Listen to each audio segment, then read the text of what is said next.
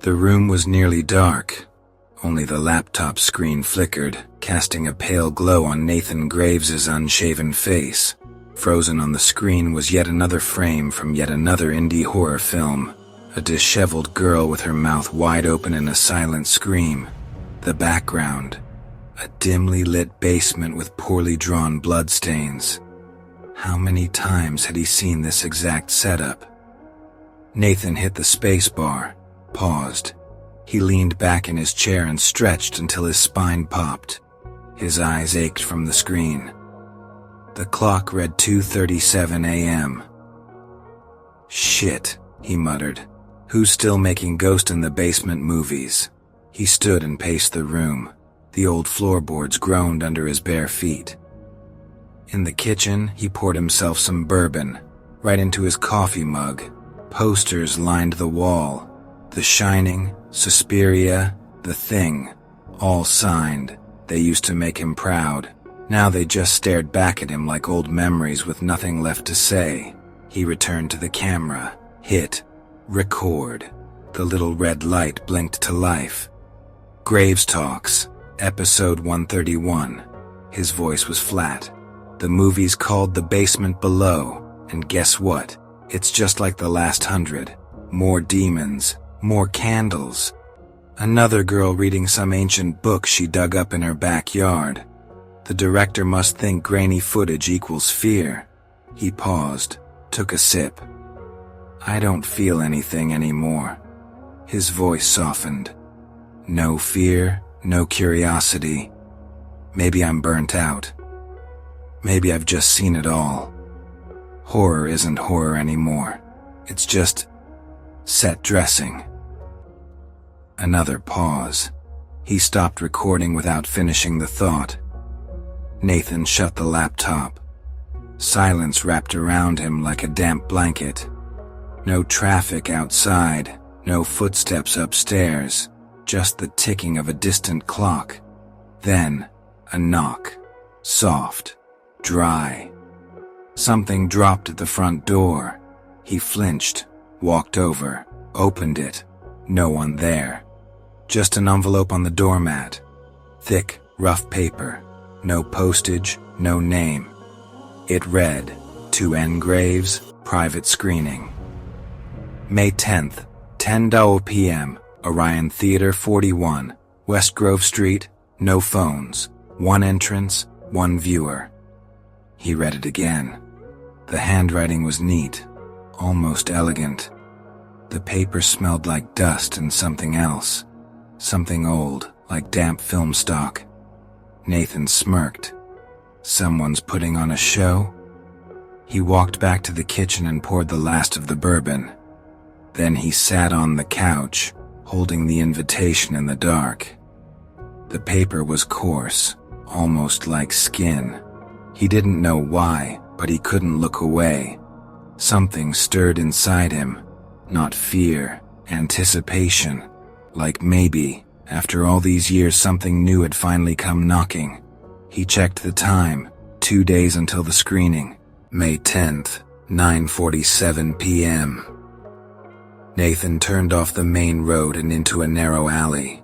Rain had been falling since early evening, a steady mist that seemed determined to wash the city down to a gray backdrop. Most of the streetlights here barely worked. One blinked, another buzzed with a metallic whine. The pavement beneath his feet was slick with puddles and wet leaves. Then he saw it. Orion. The theater looked like a forgotten relic, once adorned with ornate plasterwork, now faded and crumbling. Its neon sign sputtered, half dead. Only 3 letters remained. R-I-O. The rest had vanished into shadow. Nathan stopped and stared at the building. No cars, no pedestrians, not even a single lit window. It felt like he'd wandered into a trimmed-down version of reality, where all the unnecessary details had been erased. He stepped closer. A dull bulb glowed under the awning. Beneath it, a glass ticket booth. Behind the glass sat a person, or maybe just a shape. It didn't move, didn't look at him. It just was. Nathan tapped the glass. No reaction. No tickets? No check-in? Okay then. He pushed the glass door. It creaked faintly, echoing into the empty lobby. Inside it smelled of damp fabric, mold, and something strangely familiar. Old wood, burnt-out bulbs. The lobby was deserted, a long concession counter. An ancient popcorn machine, dark, dust-covered. The carpet beneath his feet muffled his steps, like it was swallowing his presence. He walked past faded posters. The films were all old, forgotten even. One he recognized, Carnival of Souls. The others didn't exist, at least not to him. The Ninth Gaze. This film is watching you. Audience of one. What kind of art house stunt is this? Ahead, the door to the auditorium, painted to look antique, brass handle worn with age. He pushed it open. Darkness, only a faint glow above the screen. Velvet seats, deep red, lined up in several rows, all empty, completely. He entered slowly, like stepping into a shrine, sat down in the center row, seat 7. It groaned under his weight. The theater was cold, like a basement. He looked around, still alone. Even the sound of the street was gone. The world had narrowed to this sealed-off room. The projector started without warning. Click. Then the hiss of film, the rustle of old tape. The screen flared to life. The first image appeared. Nathan tensed. Darkness. Then, a face, quick and blurred. Then, stairs. The frame shook, handheld and unstable. A deep sound, like metal scraping glass. A figure moving through shadow. The camera refused to focus. No dialogue, just whispering. Indistinct, like static. Nathan's eyes widened. He didn't know what he was watching, but it didn't feel staged. This wasn't just a movie. Each new scene made him more uneasy. The image jittered. Occasionally the screen would flash white, so bright he could see shadows in the theater for a second. He blinked, turned around, the seats, still empty. But for a moment, he could have sworn someone had been sitting to his left. He even felt the air shift. He looked back at the screen. Now, just a face. Still, staring directly into the camera. It didn't move, but the eyes. Nathan felt something inside him recoil, go cold. It had crossed over. It was watching him now. He tried to stand, but couldn't. His body wouldn't respond. The seat held him, numbness creeping into his legs. He felt it, something sitting to his right. Still. Silent. He didn't turn.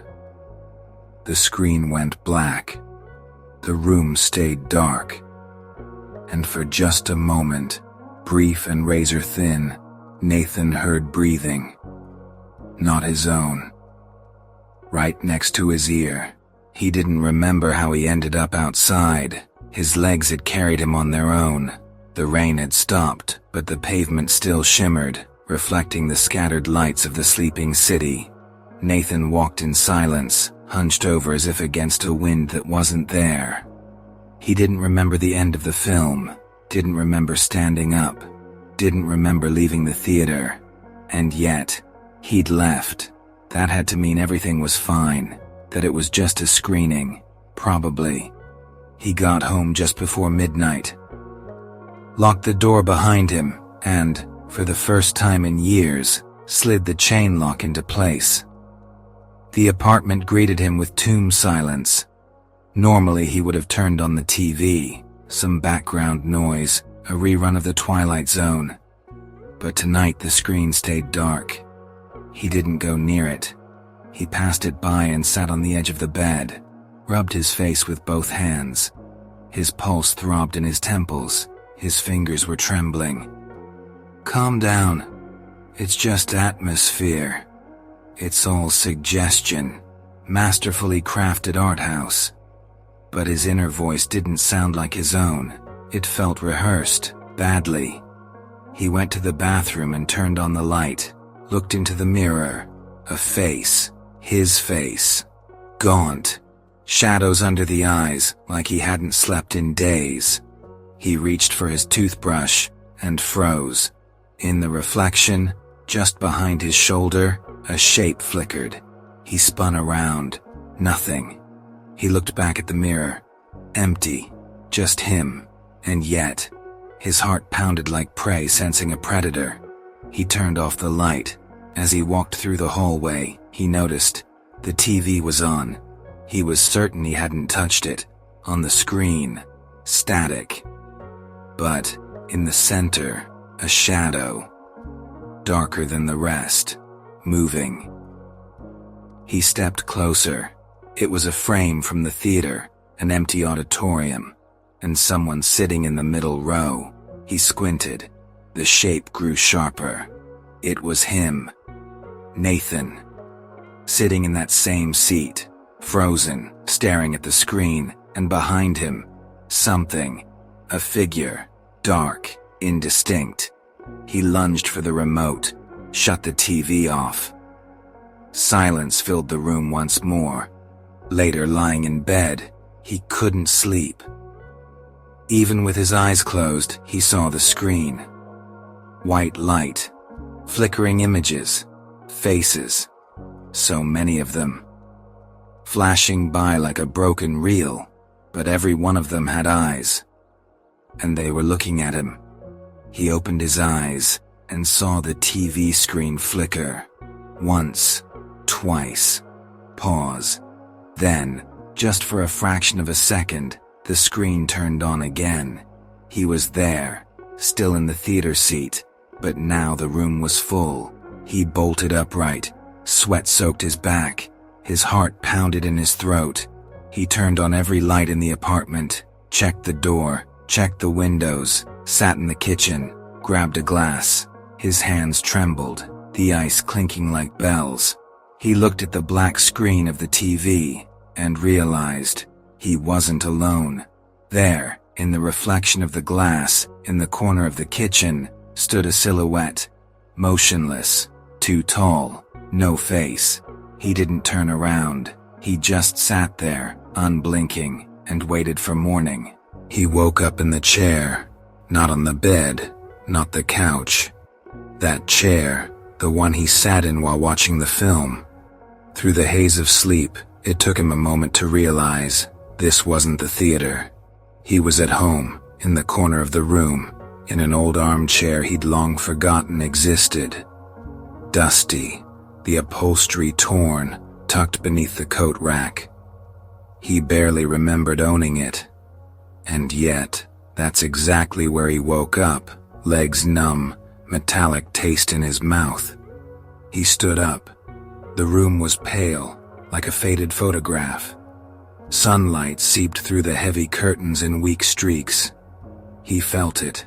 Something was wrong. On the floor. Footprints. Not dirty shoe prints. No, these were bare feet, wet, like someone had just stepped out of the shower. They trailed from his bedroom, deeper into the apartment. Kitchen, bathroom, living room. They looped, overlapped, and ended right at the wall. He stood still, his chest tightened as though a cold hand had wrapped itself around his ribs. He grabbed his phone. It was dead and wouldn't turn on. He plugged in the charger. Nothing. The TV was silent, the laptop, the desk lamp, everything electric, dead, except the wall clock. It ticked, steady, loud, mechanical, and it was an hour behind. He stepped closer, watched. The hands were moving backward. He went outside. The air felt thick, like right before a storm, but the sky was clear. Everything looked almost normal. But the people, if you could call them that, avoided his gaze. Some were blurry, as if low res. Others moved with stuttering jumps like glitched footage. In the window of a nearby newsstand, a poster caught his eye. A still image he recognized. Poster, private screening, audience of 1. Tagline, "If you're watching, you're already inside." He pressed a palm to the glass. "Who put this up?" he asked the vendor inside. No answer. Because the vendor had no mouth. Just smooth skin stretched over the bottom half of his face like celluloid. Nathan ran. Back home. Silence. Too much silence. He opened his laptop. Suddenly it turned on. The screen blinked, and a window launched itself. Loading video. Fill name, session, 045. Don't move. He didn't remember recording anything. The video started without his input. The angle. Rear of the theater, like a camera hidden in the back row. In the center of the frame, him, sitting in the theater seat, and behind him, slowly. The rows began to fill, not all at once. No. Each time the frame jittered, a figure appeared, another, and another. Silhouettes. Tall. Warped. One leaned toward him, whispered something, but there was no sound. At the end of the video he turned around, looked straight into the camera, and smiled, but it wasn't his face. He stood, gasped, stumbled. The laptop fell, crashing to the floor. From down the hall, the projector came alive. That same hum, that same click, that same trembling light spilling across the wall. He walked toward it, slowly. On the white wall, a theater screen. Him again. The same auditorium. But now, the audience was rising from their seats, approaching the screen. Static filled the frame. The light flickered. He looked into the window's reflection and realized something was standing behind him. He didn't sleep. The day passed in a blur. Food tasted like paper. Voices on the phone sounded distorted, like they were reaching him from underwater. He called his old friend, Mike, a documentary filmmaker he used to host a horror podcast with. "You need a break, man," Mike said. "You're probably just burned out. We've both been there. Remember after the Babadook? I crashed at my sister's place for like 3 months." Nathan stayed silent. He didn't want to talk in words. Words weren't enough. "Did you watch my channel?" he finally asked. "The latest video?" Mike paused. "You already uploaded it?" "I didn't." "Huh." Mouse clicks on the other end. "Hang on. Okay, here. Are you in a theater? Wait, who's that behind you?" Nathan froze. "What do you see?" "Hold up, I'm rewinding. Yeah, Jesus, it's you. You're sitting there, and behind you, figures, a few. They're dark. One of them staring into the camera, and at the end, you say something." "What?" "Just a sec. They're watching. Don't turn around." Silence. "Is this some kind of joke?" Mike asked. "I didn't post that video," Nathan said. "I didn't even film it. I don't know how it got there." He pulled up his YouTube channel. The video was real, uploaded overnight while he slept. No title, just a single dot. Runtime, 3:14. Hundreds of comments. Someone was behind me while I watched. My screen started to glitch. "Is this a bug?" Swear to God, I saw my own face in the reflection, but it was smiling. He tried to delete the video. The site froze. He refreshed. It was back. View count. Higher. He clutched his head. It's spreading. He tried to record a warning. The camera shook. He looked into the lens. "If you're seeing this, turn it off. Don't watch. This film, it's not just a film. It's alive. It's in the network, in the signal. It watches through the footage. It was made to be seen, and if you see it, you're already. The screen went black. The camera powered off on its own. When he checked for the recording, it wasn't there. Instead, a new file. Name: Sessions 0051. Move. Thumbnail: his face, but not quite his. The smile was too wide, the eyes too large. He had no memory of filming it. He clicked play. Background hiss. He's in the chair. He speaks. You're already the viewer. Now wait until it starts.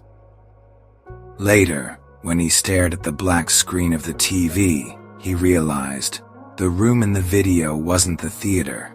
It was his room, and the figures were already behind him. He opened Twitter, checked his DMs. The first: you brought them. The second: you're the screen now, they're watching through you. The third: you weren't supposed to go. He threw the laptop across the room. The projector turned on by itself. Same click, same light. On the wall, a live stream. There he was, sitting in the chair. But now the camera was zooming out. Behind him, dozens of figures. The theater was full, all of them watching him, and through him, watching us. He wakes up without knowing if he ever really fell asleep. The clock on the wall is frozen. His phone lies shattered on the floor. All the screens are off, yet Nathan knows they're still watching. He can't just turn off the lights and hide anymore. Light itself is a screen now. He wanders through the apartment. The walls feel closer. The air, thick, basement heavy. He turns on the tap. The water runs black for a second, then clear again. In the mirror there's no reflection, just delay. He moves, and the copy follows. Late. Sometimes it doesn't follow at all. He sits on the hallway floor. In his hand, an old VHS tape, found that morning in the mailbox. A torn label reads, "Final Cut." He doesn't own a VCR, and yet, he sees the tape. Frames, flickering behind his eyes, like it's playing directly inside his skull. He steps into the bathroom. On the mirror, a message scrawled in something too dark to name. As many viewers as there are films. He tries to wipe it away, but his fingers pass through. No glass, just void, no resistance. He yanks his hand back. Black streaks mark his skin, like burns, film reel stripes. He remembers his childhood, watching Alien for the first time. How terrified he was, but unable to look away. He remembers laughing at bad horror movies, feeling untouchable, like a king of the audience, in control. Now, it's reversed. He's no longer the viewer. He's in the frame. His face begins to change. He sees himself in reflections, and each one is just slightly wrong. A grin too wide, sunken cheeks, eyes, hollow, sometimes two, sometimes three. He goes to his laptop, tries to record a video. On the screen, it's him, but it's not him speaking. The video plays silently. His lips move. "Watch, now you are the screen." He screams, but no sound escapes, only a muffled echo like yelling into a cave. He grabs a knife, faces the mirror. "I'm not film. I'm not a frame. I'm a person. I'm human." His reflection smiles, says nothing, but steps forward. Nathan backs away, but the reflection stays put. Then, it blinks, out of sync.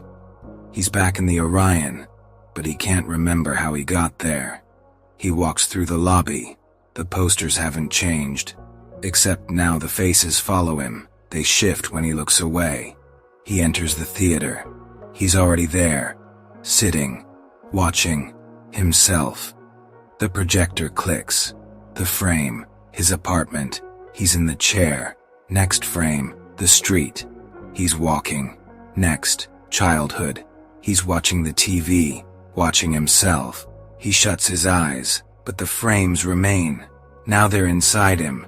He wakes up in bed. Morning, sunlight. He gets up, looks out the window. People, cars, life. Everything seems normal, almost, until he notices every person on the street is turning to face him, and every one of them is watching. Nathan no longer looked for a way out. He sat in the dark, surrounded by it like water.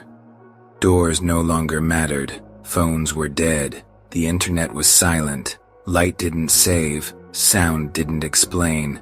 He had stopped being a viewer. Now, he was the screen. He stepped outside at dusk. The streets were empty, but he could feel the houses watching. TVs humming, monitors flickering. People no longer hid behind curtains. They were pressed to the glass. Faces bleached by blue light, eyes empty, and all of them were watching him. Nathan walked as if underwater. The sky above was gray, like film overdeveloped in dark chemicals. Every screen he passed, phones, storefronts, displays, showed him, walking toward the theater. Orion stood just as it had before, but now its facade glowed, every letter lit, every bulb alive, as if the building knew. He was coming for his final screening. He stepped inside. The lobby was empty. Posters lined the walls, but only one remained. Final frame just for him. One showing only. One viewer only. He walked into the theater. Every seat empty. But for a moment, when he blinked, they all seemed filled. He sat down. The projector clicked. The screen lit up. He saw himself, a child, a teenager, a young man, tired eyes. He saw his first reviews, his first scare, the first time he believed in a movie. He saw himself laughing, raging, saying nothing scares me anymore. The screen began to shake, then static, frames ripped, images blurred, twisted. He saw faces without eyes, seats crawling across the floor, figures turning in unison. Himself, in every row he closed his eyes. But inside, he saw even more. He heard footsteps, slow, behind him. Step, pause, step. He didn't turn. The voice echoed inside his skull. You showed them. Now show yourself. The screen turned to a mirror. He saw his reflection, but not quite. Eyes, black. Mouth, split wide in a grin. Face, flat, like film stock. He stood, walked to the screen, placed his hand on it. The surface, liquid. It accepted him. He stepped through. The theater was empty again. The projector still spun, though the screen showed nothing. The lobby was silent, but if you approached the screen at just the right moment, on the edge of light and shadow, you might catch a glimpse. A figure, sitting in the center seat, still watching back.